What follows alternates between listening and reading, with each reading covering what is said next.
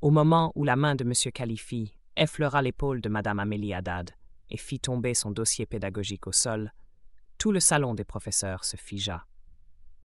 Les conversations s'interrompirent en pleine phrase. Les tasses de café restèrent suspendues entre bouche et soucoupe. Les regards se tournèrent, stupéfaits.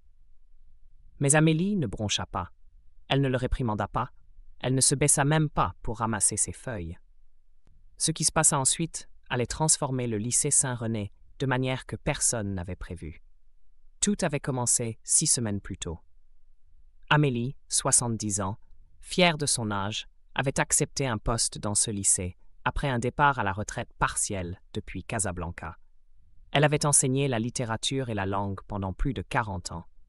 Veuve, grand-mère, amatrice de matins lents et de thé fort, elle avait choisi de reprendre l'enseignement non par nécessité, mais par conviction. « J'ai encore du travail à faire.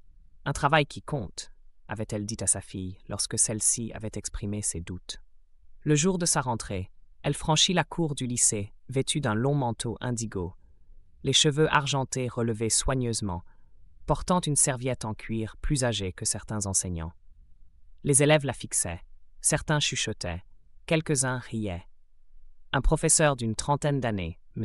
Khalifi, la dévisagea avec un sourire moqueur et lança un collègue assez fort pour être entendu. « On a ouvert un musée ou embauché une prof ?» Amélie entendit. Elle répondit par un sourire poli. Elle en avait entendu d'autres. Elle avait affronté des ignorances plus menaçantes. Ce qu'elle n'avait pas prévu, c'était à quel point la culture du mépris était enracinée.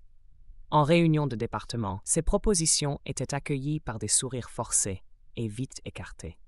Le proviseur, M. Salem, lui témoignait un soutien vague, presque bureaucratique. Sa salle de classe était la plus vétuste, son matériel arrivait en retard, son emploi du temps était modifié sans avertissement. Il était évident qu'on la considérait comme une relique. Ses élèves étaient variés, certains silencieux, d'autres indisciplinés, la plupart indifférents. Elle leur présenta des œuvres traversant les siècles et les continents. Elle apporta des poèmes de Jabour, de Senghor, de Darwich. Elle enseignait avec calme et passion. Certains élèves se penchaient en avant, d'autres s'enfonçaient dans leurs chaises. Une élève, Lina, la fixait constamment, sans jamais parler. Les ennuis commencèrent lors de la 3e semaine. M. Khalifi se mit à remettre en question ses cours devant les élèves. Il les qualifiait de dépassés, d'inadaptés à l'esprit moderne. Les élèves riaient. Elle répondait avec patience. « La littérature ne vieillit pas, disait-elle. C'est l'étude de l'humain, et l'humain ne se périme pas. » Les choses s'aggravèrent subtilement.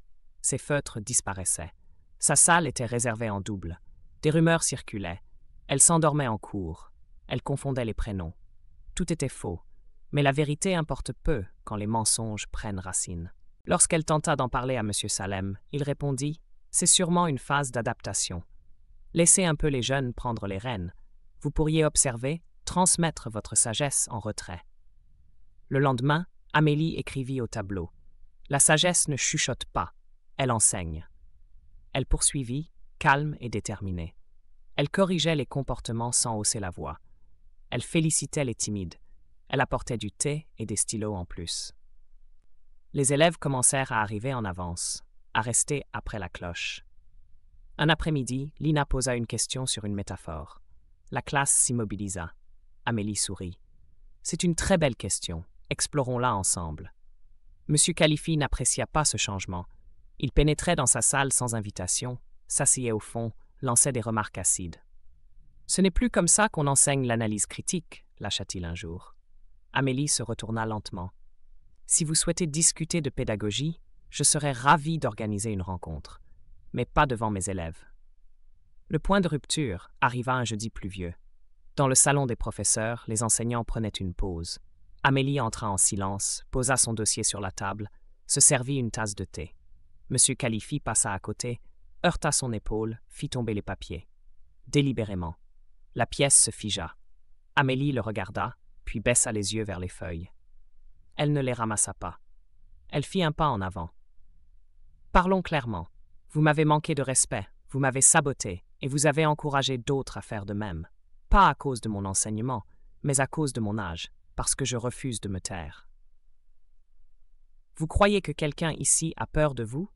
Ricana Khalifi. Non, répondit-elle. Je crois que vous avez peur de ce que je représente, que l'expérience ne s'incline pas devant l'ego, que le calme peut être plus puissant que le vacarme, que vous ne décidez pas qui a sa place. Elle tourna les talons et sortit du salon. Derrière elle, les murmures naquirent. Le lendemain, elle trouva une note dans son tiroir. Pas de signature. Juste une phrase. Merci de ne pas avoir cédé. Puis une autre.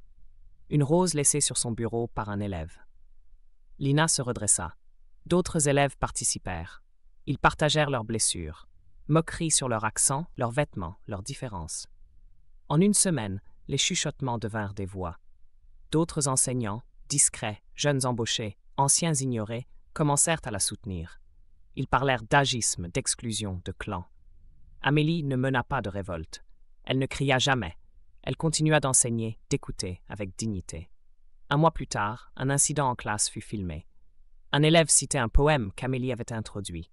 Le professeur lui dit de parler correctement, pas comme les vieux. La vidéo devint virale localement. Les parents appelèrent. Des réunions furent convoquées. M. Salem n'avait pas de réponse. Le rectorat intervint. Des témoignages furent recueillis. Tout ne soutenait pas Amélie, mais assez l'appuyait pour susciter une enquête. M. Khalifi fut suspendu. M. Salem démissionna 2 semaines plus tard. Une nouvelle chef d'établissement fut nommée en intérim, Dr. Rana Aboud, éducatrice réputée pour restaurer l'intégrité.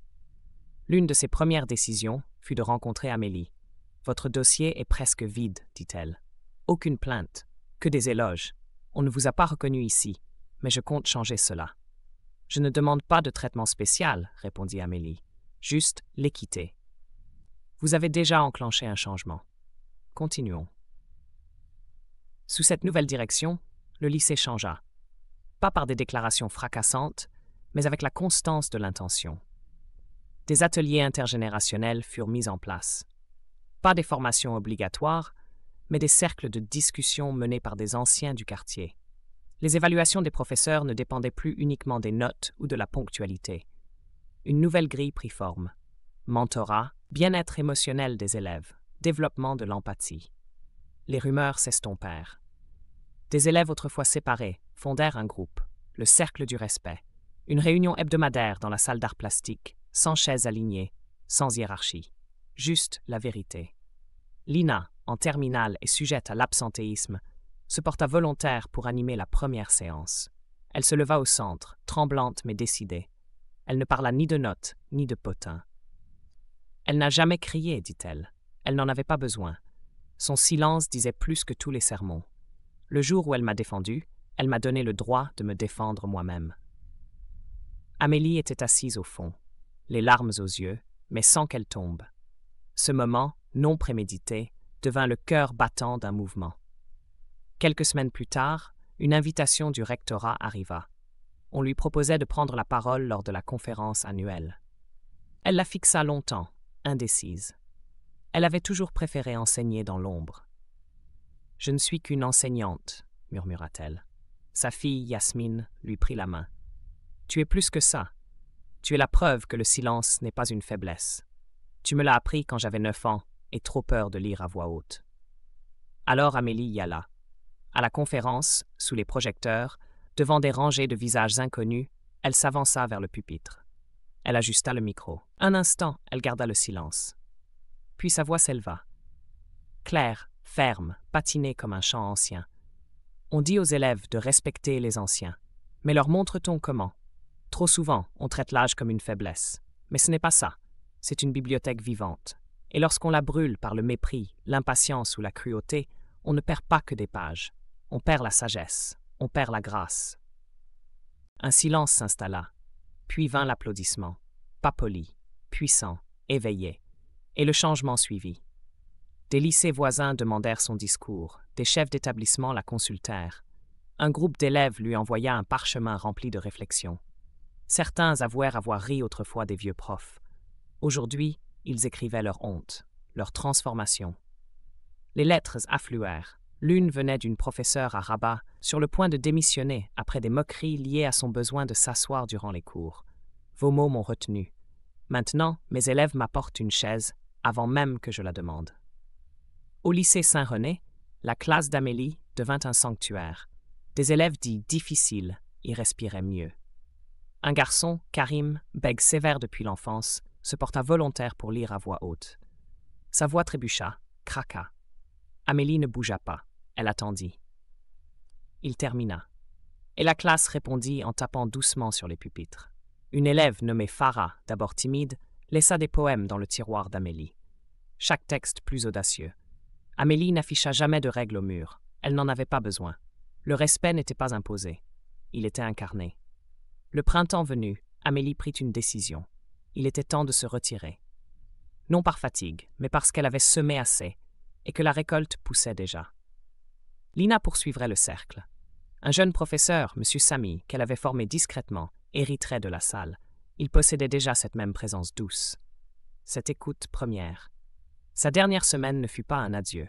On parla de passage de flambeau. Le dernier jour, toute l'école se rassembla dans l'auditorium. Pas de décoration, pas de fanfare, juste un pupitre en bois et un micro. Lina monta, le cœur battant, les yeux brillants. Elle regarda Amélie au premier rang, puis se tourna vers l'assemblée. Quand Madame Amélie est arrivée, dit-elle, beaucoup n'ont vu qu'une vieille dame. Moi, j'ai vu une tempête cachée dans le silence, quelqu'un qui a tenu tête sans crier, qui nous a rendus plus forts simplement par sa présence. Un silence suivit, puis une ovation, authentique.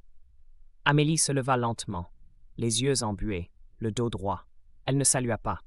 Elle posa une main sur son cœur et hocha la tête. Elle n'était pas triste. Elle était comblée. En franchissant les grilles du lycée pour la dernière fois, le soleil du matin accrocha son foulard.